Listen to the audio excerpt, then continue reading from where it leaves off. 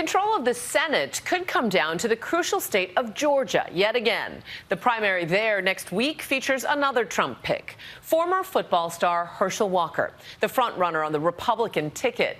Walker is facing questions now about his mental health and allegations of domestic violence and threats that stretch back over 2 decades. Joining me now, my colleague Bob Woodruff, who years ago had a candid conversation with Walker and his ex-wife, and you're here with an update. Bob. It was pretty stunning what we learned in this interview. First of all, we asked him about his history and his sports and all that, but then we interviewed her, Cindy, his ex-wife, and she told the story about how he had taken a gun, held it up to the side of her head, a threat to her. We asked him, he did not deny it, but he also said he did not remember it.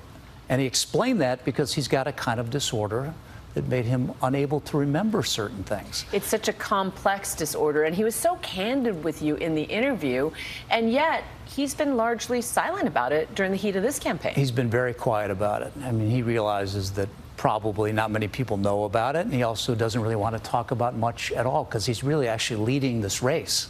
So now he's got it, not very little time left, but now he's got a really good chance of winning, and that's going to be happening just next week.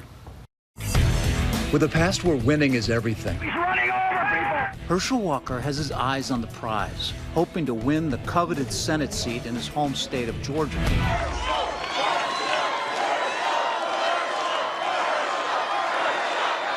goes Herschel! There goes Herschel! He's a football icon and Heisman Trophy winner, playing for the University of Georgia and later the Dallas Cowboys. A successful businessman and the Trump-backed Republican favorite in one of the most closely watched contests this year, a race that could once again tip the balance of the Senate. I'm a kid from a small town in Georgia who's lived the American dream, and I'm ready to fight to keep that dream alive for you too. But a lesser-known part of that past now threatens his road to victory, as allegations of violence or threats by 3 women, including his ex-wife Cindy, are resurfacing. He got a gun, and he put it to my temple. Put the gun right to your temple. And what did he say? I'm gonna blow your effing brains out. If you held a gun to your wife's head and threatened to blow it off, you're a bad man. And that Georgians deserve better. But you see, while his opponents cry foul, the story is a little more complicated. Walker did not deny holding the gun to his ex-wife's head. He said in a 2008 interview with me on Nightline that he just does not remember. He told me he lives with dissociative identity disorder, once called multiple personality disorder, something we discussed when he was publicizing his book about living with DID.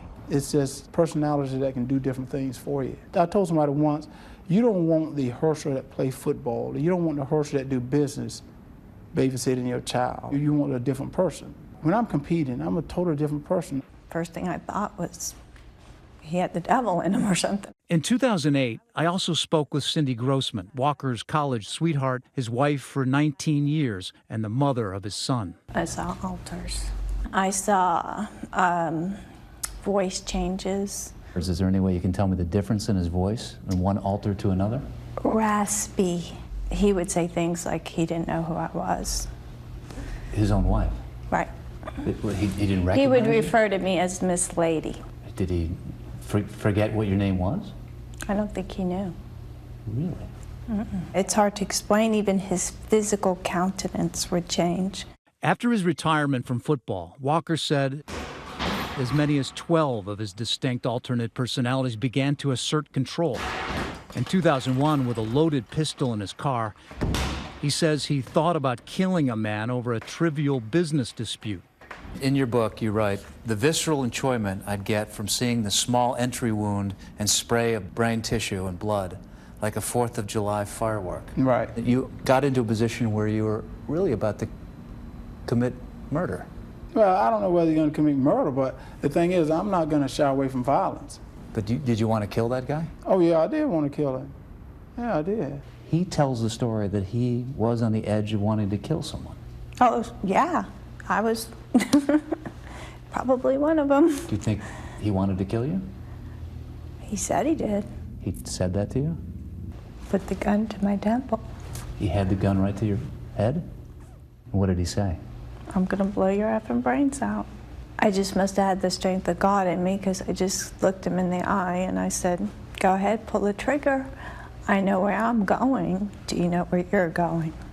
Walker did not deny he threatened his wife, but claimed he had no memory of it.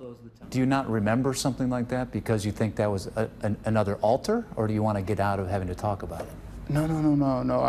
If I can, I'm talking about everything else. If I can remember, I'd talk about it. He says he doesn't remember a lot of the details of these. He may not, but I certainly do. Cindy said it wasn't just the one incident. There were other physical confrontations, including choking and multiple threats with different weapons. In 2001, police were called to their home in Irving, Texas.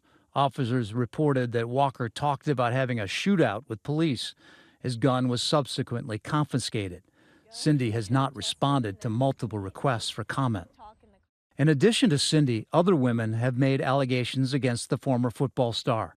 In 2002, a former Dallas Cowboys cheerleader told police that about a year earlier, Walker had made threats to her and was having her house watched. ABC News has reached out to her, but she declined to comment on the incident. And in 2012, Micah Dean, who said they had an on-again, off-again relationship for 2 decades, told police that Walker had lost it after she tried to break up with him. She said he threatened to sit outside her apartment and blow her head off when she came outside. But at the end of the interview with police, she said, I don't know if I should report this, and that she doesn't want to get him in trouble. Still, the officer decided to document based on what he wrote were the extreme threats allegedly made to her. Micah Dean died in 2019, but in a statement provided to ABC News from the Walker campaign, Dean's mother says the family was never aware of the allegations and that they're very proud of the man Herschel Walker has become. We love him, pray for him, and wish we lived in Georgia so we could vote him into the United States Senate. Dean's mother and stepfather also served on the board of Renaissance Man, Inc., a company Walker led.